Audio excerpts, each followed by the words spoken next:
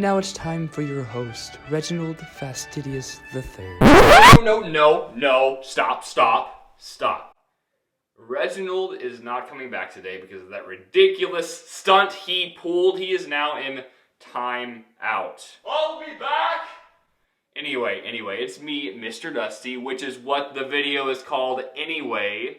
Sorry, guys. So, yes, welcome to this today's silly video with me, Mr. Dusty.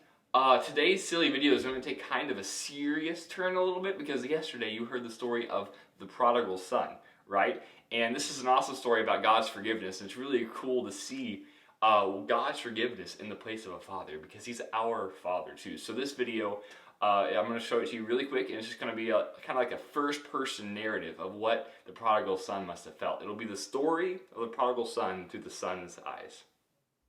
You ever get tired of your just boring day-to-day life? I do. I should say I did. Then I decided to do something about it. Conventional wisdom says you live your life, you grow up, your parents die, and they leave an inheritance for you. That wasn't working for me. I wanted to enjoy that inheritance now, so I decided to do something about it. So one day, I walked straight up to my dad, looked him square in the eye, and I said, "Dad, I want what's coming to me right now." That's what my youngest son said to me. At that moment, all I could think of was, I'd like to give what's coming to him right now. But he's my son, and I love him. And as much as it put an ache in my heart, I gave him the money, and I told him that he could go search for a life on his own. Not long after that, he packed his bags, and the next thing I knew, I was out of there. The friends, the food, the clothes, it was great. Until my son's money ran out around the same time the country hit a recession. it was bad. Really bad. I squandered everything my dad had given me, and I didn't have anywhere to live, anything to eat. So it was hunger pains, a constant reminder of how I'd squandered my life away. I lived in agony day after day. After day after day, I would watch and I would wait. And my heart would ache, as only a heart can, from a parent to a child. But hear me on this. I never once gave up on my child. I knew that he would come back one day. One day it hit me. I realized my dad's lowliest worker was living like a king compared to me. So I had an idea. See, I would go up to him and I would humbly just ask him for a job. I couldn't expect him to take me back as his son, but maybe he would give me a job, just maybe. It was a beautiful day. I was sitting there on the porch, just enjoying the cool breeze, and that's when I saw him. He stood up. He looked in my direction, and he squinted his eyes to kind of get a better look at me. Wondered if he would take me back. And then my dad jumped off the porch. You know what I did next? I ran. I'd never seen him run so fast. He was like this kid who was excited about something, and then I realized he was excited about me. My heart was pounding so fast, I just had to get to him. He was running at me with his arms stretched out as if to say, "Welcome home." Welcome home! Welcome home! And as I got closer to him, I could see tears in his eyes.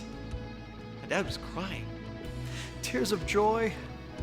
And you know what my boy did next? He jumped. I couldn't help it. I jumped right into my dad's arms, and you know what he did? Well, I fell backwards. He's a big boy. He held me. He held me like only a father could. I just kept saying to him over and over again, "I'm sorry. I'm sorry. I'm so sorry.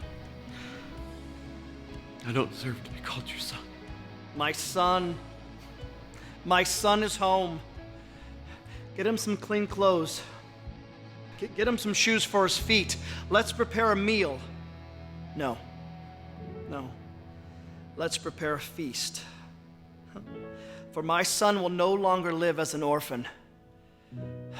today we will celebrate, for all my hopes have come true. I guess it was hope. Hope that kept me going all those days. Hope that my Father would show me mercy. Hope that somehow He would take me back and that I could be forgiven. Forgiven. It is all forgiven. It is forgotten, and I will never bring it up again. There is no anger, there is no shame, there is no blame. All that's left is just pure joy. For my child was lost, and now he's found.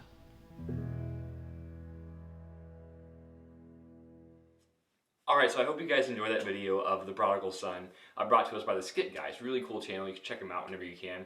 But that video is such a good illustration of how God views us. Because just like whenever you and me get lost, whenever we sin or we mess up, or we just really stop paying attention to God, God is always right there, just like the Father in the story, waiting for us to come back to Him. So I just wanted to just share that with you for one last tell of the Prodigal Son just before our week gets kicked off. But with all that, that is all I have for the serious stuff. But since I promised you a silly video, right, I have with me a plate full of coleslaw dressing, right? It smells really weird. It's really sticky. It's gross. So I am going to put my little shirt guard on because I decided to wear a nice shirt today for some reason. All right, shirt guard check. Plate of weird looking snot stuff. Can you see it? Yeah, look at that. All right. Thanks for watching. Have a good day.